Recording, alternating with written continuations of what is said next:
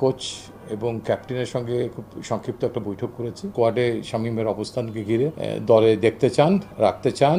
আয়ারল্যান্ডের সঙ্গে আমাদের টি-20 সিরিজ, এই সময় আসলে আমাদের মূল ফোকাসটা মাঠে এবং খেলার মধ্যেই সীমাবদ্ধ থাকা উচিত।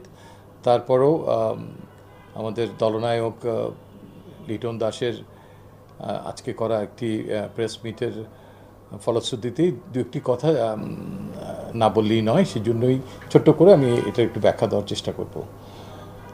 ইনফ্যাক্ট আয়ারল্যান্ডের সঙ্গে এই টি-20 দলটা ঘোষণা করার আগে আমরাও কোচ এবং ক্যাপ্টেনের সঙ্গে খুব সংক্ষিপ্ত একটা বৈঠক করেছি। শামীম হোসেন পাটোয়ারির কে নিয়ে দলনায়ক কতটুকু সন্তুষ্ট, তার কি ভাবনা এই আসন্ন স্কোয়াডে শামীমের অবস্থানকে ঘিরে, সেটা জানতে চাইলে ইয়েস, লিটন দাস কুমার তিনি নিজে বলেছেন যে তিনি শামীম হোসেন পাটোয়ারিকে দলে দেখতে চান, রাখতে চান আইরিশ টিমের এগেনস্টে।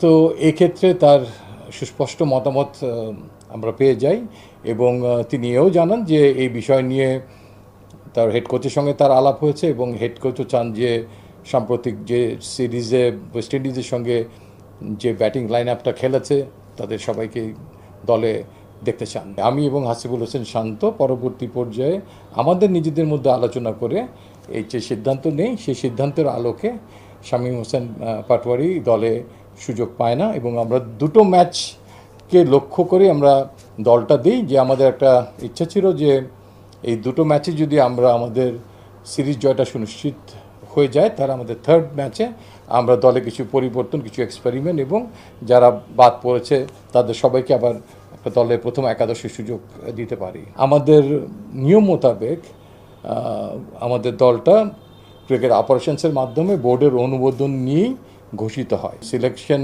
কমিটির একটা এখতিয়ার আছে।